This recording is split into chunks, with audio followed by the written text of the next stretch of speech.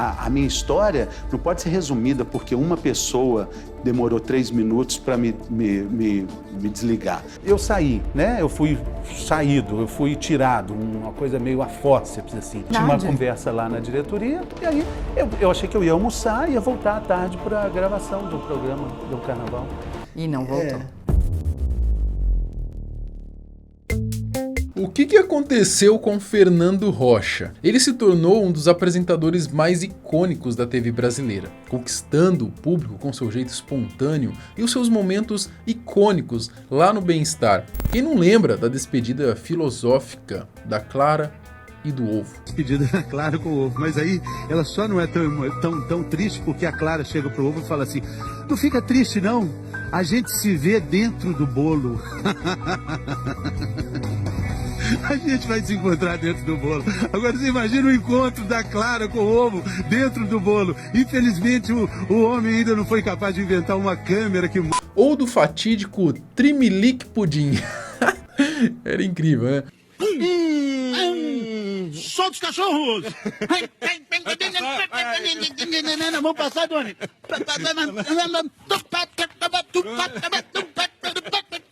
Depois de anos de sucesso na Globo, o Fernando foi demitido de forma repentina e desapareceu do meio. E aí muita gente acaba se perguntando por onde anda essa lenda? Será que ele conseguiu se reinventar ou acabou no esquecimento? E mais, por que a Globo, que antes adorava o seu estilo irreverente, decidiu colocá-lo para escanteio? Hoje a gente vai relembrar os momentos mais marcantes da carreira do Fernando Rocha e entender os bastidores da sua saída da Globo e descobrir o que aconteceu com ele depois disso tudo. Eu sou o Marcelo Milos, depois da vinheta eu te conto.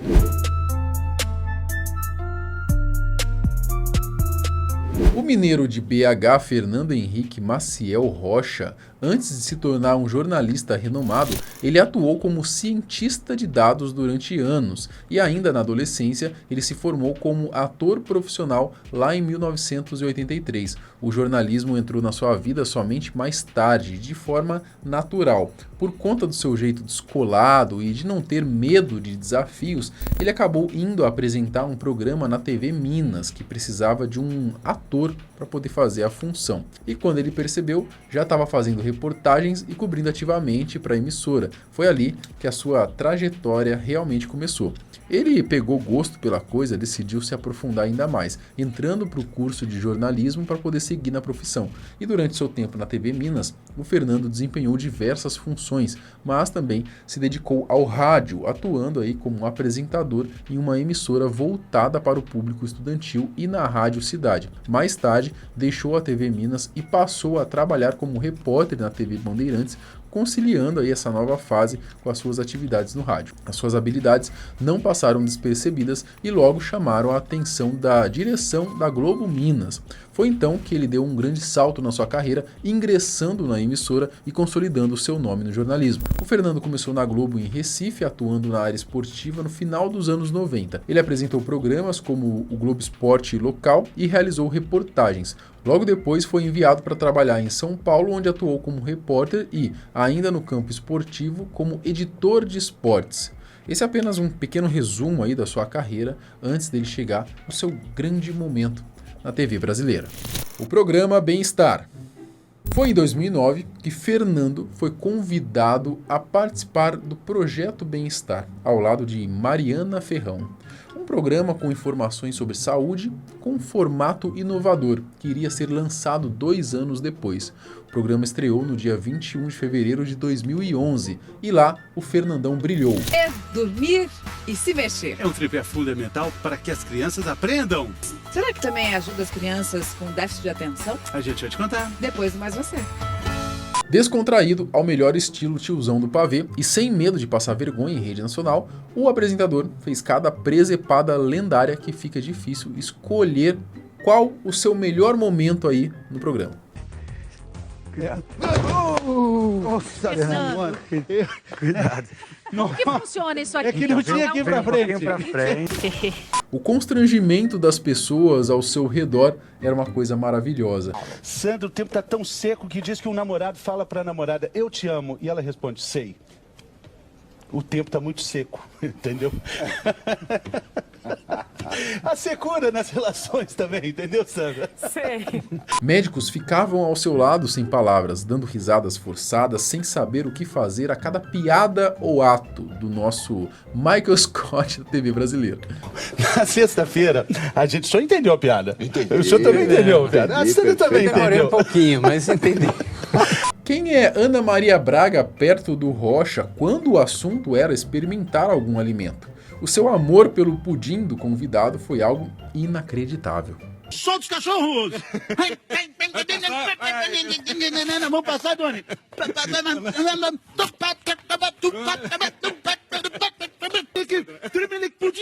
Pudim! Mas eu acho que nada supera a sua grande história da despedida aí de quando a Clara se despede do ovo. Isso aqui também é um clássico. Despedida da Clara com o ovo, mas aí ela só não é tão triste porque a Clara chega pro ovo e fala assim: não fica triste não, a gente se vê dentro do bolo.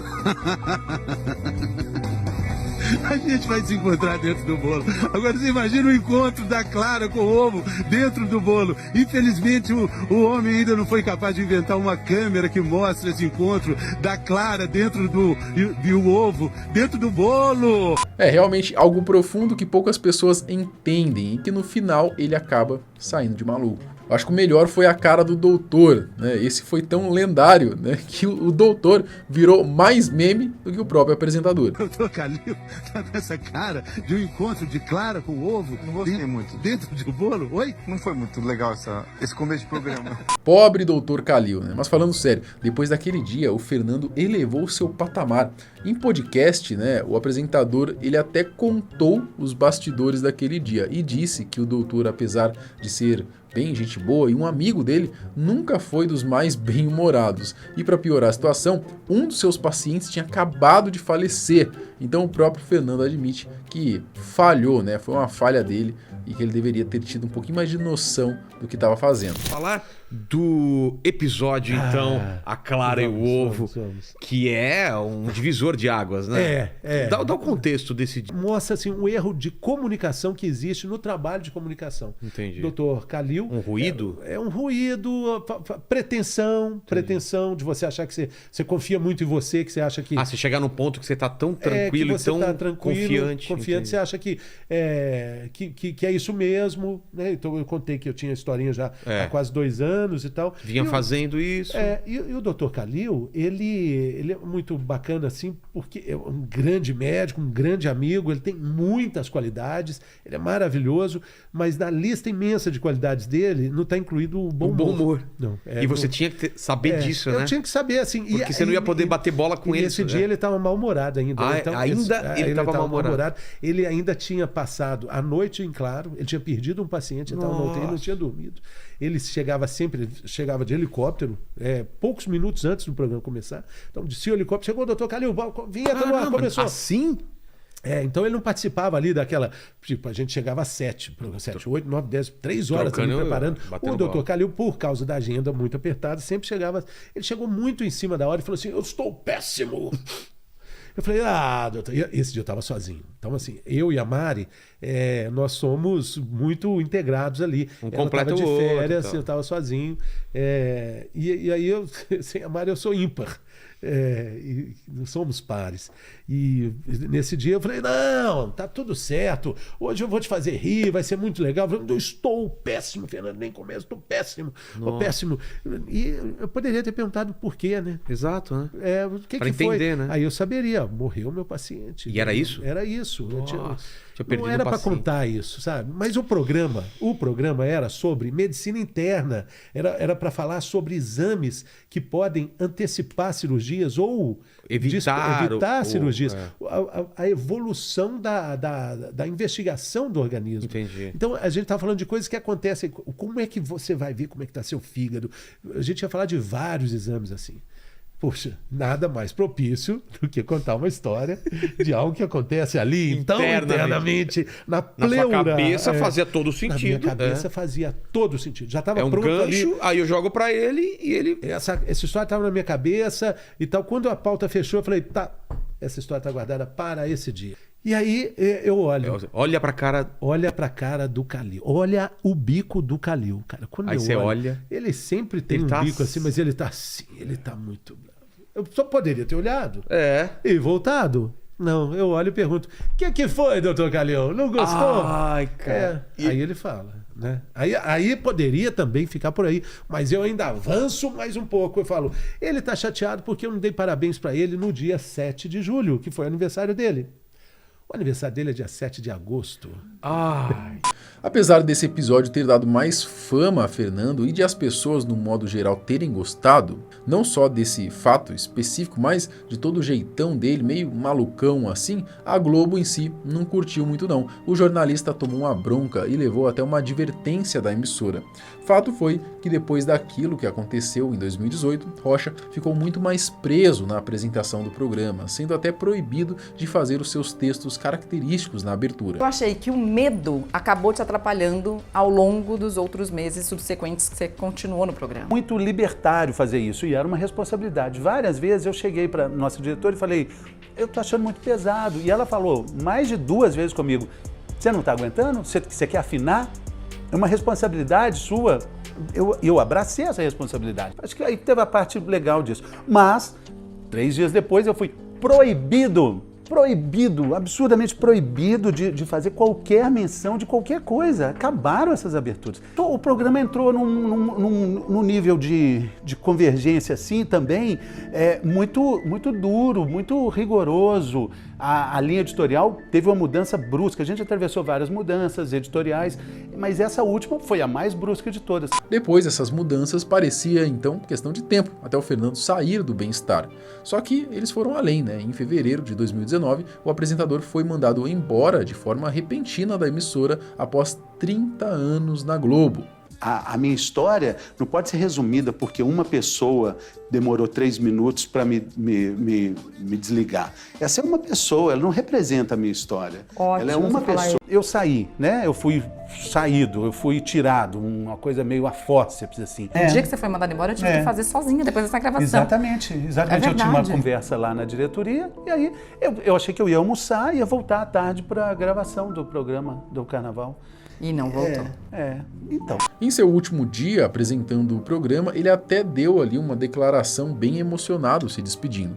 E a galera, inclusive, usa essa declaração dele de despedida também como um meme aí de diversas páginas. Eu lembro que tem página de maromba, que aí coloca, quando você não consegue meter o shape no ano. E aí coloca ele falando lá, se despedindo, fala, não deu, não consegui, infelizmente. Fiz o que eu pude, não consegui. Desejo boa sorte aos meus amigos, aos meus queridos amigos, que seja tudo bem. Amanhã é o dia do perdão, eu peço perdão também por não ter conseguido. Depois de sair da emissora, o Fernando Rocha sumiu do mainstream da TV, né? E hoje, mais de 5 anos após a sua demissão, muita gente quer saber por onde ele anda. Mas o que será que aconteceu com o jornalista? Fernandão hoje. Após a demissão repentina, Fernando não nega que no começo foi complicado, afinal foram 30 anos. Porém, ele conseguiu dar a volta por cima rapidamente. Eu enumero umas 20 qualidades. Eu enumero mais, você quer que eu fale? Eu tô falando por falar. Mas tudo isso perde por uma palavra: demissão. Me perguntei, ok, o avião tá caindo. Qual é o meu plano B? Eu não tinha um plano B. Mas nessa retomada de pensamento, vendo minhas qualidades, vendo todas as formas que eu tinha de levantar, eu vi que eu tinha um propósito. O Fernando hoje tem a FR Produções, uma empresa especializada em TV corporativa, onde ele é responsável por vários projetos, incluindo alguns envolvendo emissoras de TV, como por exemplo a TV Senado. Tem livros escritos, além de estar bem presente nas redes sociais, seu Instagram conta com mais de 800 mil seguidores, onde ele atualiza sobre os seus projetos. Podemos dizer então que o Fernando Rocha se tornou muito mais do que um jornalista, mas também aí palestrante, escritor, apresentador e até mesmo podcaster. Rocha está com seus 58 anos e parece estar vivendo muito bem longe dos holofotes aí da Globo. E é isso, né, galera? Existe vida após sair da televisão, após sair da Globo. Já se foram os tempos, né, em que estar lá era a melhor opção para qualquer pessoa que trabalhe num cenário artístico. O mundo mudou e hoje há muitas outras oportunidades e caminhos para quem quer brilhar no meio artístico. E a internet é uma ferramenta incrível para você não depender mais de grandes nomes corporativos. E aproveitando o gancho, assim como no caso do Fernando, a vida pode nos colocar em situações complicadas às vezes, mas sempre existem maneiras de recomeçar e criar novas oportunidades. E em tempos difíceis, conseguir encontrar meios honestos para mudar de vida é crucial. Atualmente, com a tecnologia e a internet, a gente tem opções que antes pareciam totalmente fora de alcance. Você sabia, por exemplo, que dá para ganhar dinheiro em dólar sem precisar sair do Brasil e mesmo sem saber inglês? Você já imaginou usar ferramentas básicas como o Google Tradutor para começar a ganhar dinheiro em dólar? Então, se você quer saber como, eu deixei um link do meu WhatsApp aqui na descrição desse vídeo para te explicar. Clica nele, me chama lá que eu vou te mandar um treinamento gratuito explicando o método que eu aprendi e utilizo, tá ok? Eu te espero lá, até o próximo vídeo. Tchau!